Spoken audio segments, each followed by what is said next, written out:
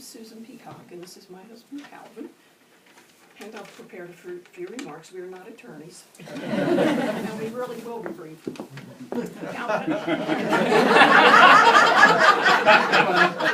Sorry, I said that. We're not going to be thrown out. Calvin and I will miss our special friend Joe. We first came to know Joe when he and Leith purchased a vintage getaway home in Whitehaven, Maryland, on the Wicomico River. The house required lots of TLC Reed repairs over the years. This might be hard to believe, but we will miss that 4th of July swim that we all took in our underwear in the river under a full moon. Joe was there, and Leith can attest to that. We will miss Joe's phone calls saying that he's coming to Whitehaven to clean. He may have been a good lawyer, but he was a better cleaner in order to get the house ready for his family. What he would also call to ask if he could stay with us for a day or two while he cleaned, and he was always a wonderful house guest. We will miss the Christmas cards with his personal handwritten notes, such a thoughtful gesture for a busy professional. We will miss visiting D.C. with him and Leith, congenial cups of tea, and dinners out at small ethnic restaurants. We will miss Joe's perpetual good humor, adventurous, globe-trotting spirit, unpretentious manner, love of family, and his optimistic outlook on life, a seemingly rare commodity these days. Calvin and I thank Leith and David and Justine and Michelle for sharing Joe with us. He was one good Joe, and we will miss him forever. Now, I should add this, and I'll try to be brief too, is that in 1993, when I first met Joe after he moved down there, I was about at least 30 pounds heavier than I am now, and I was a smoker. And he decided he was going to reshape me, and he did. In 1994, he got me into running. And one of the things, as those of you that know running, it is one of the most boring sports that you can possibly do. But because of Joe's stories, and it's nice now to be able to put faces to all these stories, it got me through a lot of miles with Joe. So we're very grateful for all Joe's done for us.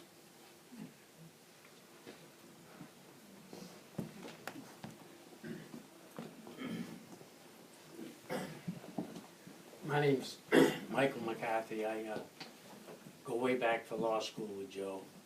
I met Joe and Leith at AU in 1971 when I was a young Air Force captain, finishing up my tour of duty, going to AU nights. Some of you here in this room, as I look around, you remember those as the days of rage. And here I was sometimes showing up at class in a uniform and taking a few insults and everything, and but that's the hand that was dealt me. And but Joe was always understanding, and many a time we would, after class, we would go over to the Mary Graydon Center where they had a little pub, and we would have a little liquid refreshment and talk about the world situation. We never talked about the law. We would all hope we could get through with that, but so I know they wanted people to come forward here with some humorous recollections. Unfortunately, due to my age, and perhaps some of those moments were lost because of that liquid we were indulging in. I don't recall too many funny things over the years. Joe and I, we kind of went our separate ways. We would always see each other in the courthouse. We would always talk, update each other, obviously on our families. Joe was a very conscientious guy, and he was so organized. He was so methodical, and that's why he was such a successful civil lawyer in the day. Successful enough to establish himself, take care of all of his children.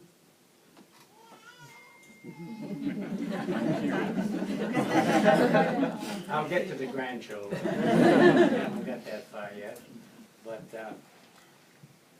But you know, there's something about being a criminal lawyer. And Joe missed that. Even though he had the success in the civil field, he couldn't wait to get back into the criminal. And then he would try to balance it. And as some of the previous speakers have mentioned, certain cases that he was on, Joe was a heavyweight. He was a lawyer's lawyer. But he was always an optimistic guy, Joe was. He's the kind of a guy that if you were on a 20-floor building and he decided he was going to jump off, and you ran down and got to the 10th floor and you stuck your head out and you said, "Joe, how's it going?" He would say, "So far, so good." And I never, in all my years of knowing Joe, ever saw him get upset. I wish a lot of my colleagues could say the same about me, because let me tell you,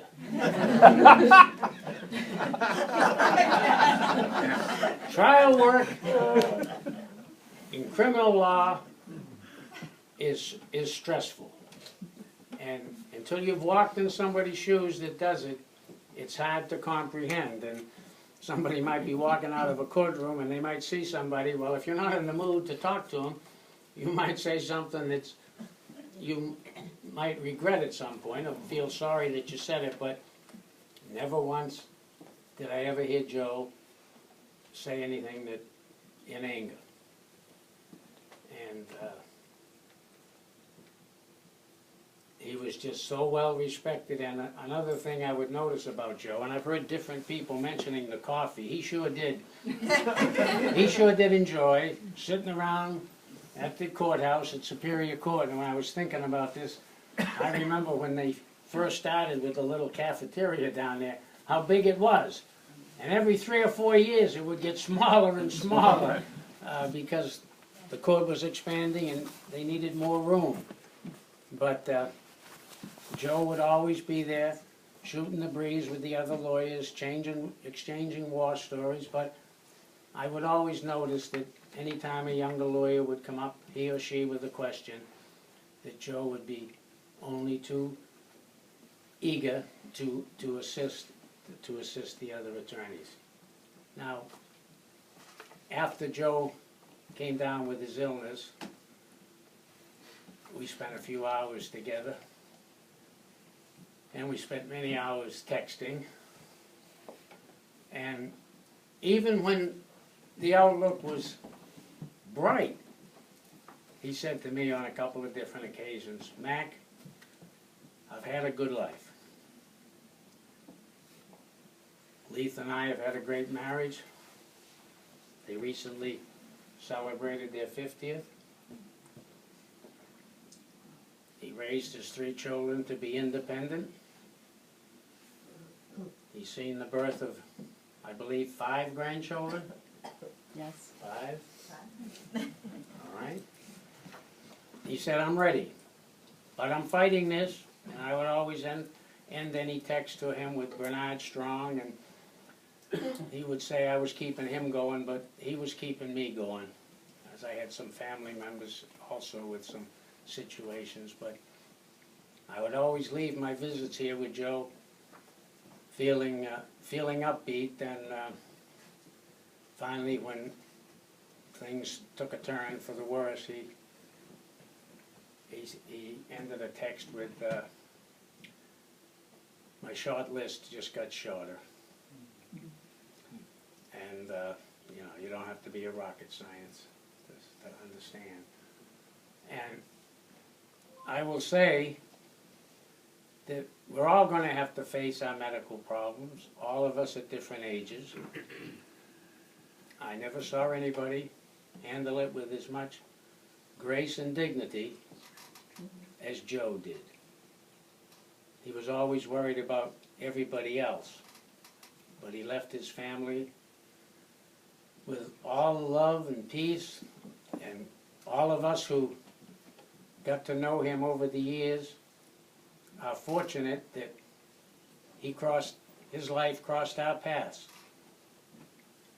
And his legacy lives on, with his children, his grandchildren, and we won't forget you, Joe, and I know he knows we're having this little get-together in memory of him. I can actually sense his presence because I know he's here in spirit. And we'll never forget you, Joe. You were one of a kind. You were a class guy, a great lawyer, great husband, father, grandfather, and friend to all of us that are here today. Your legacy lives, Joe. Godspeed until we meet again. We all love you.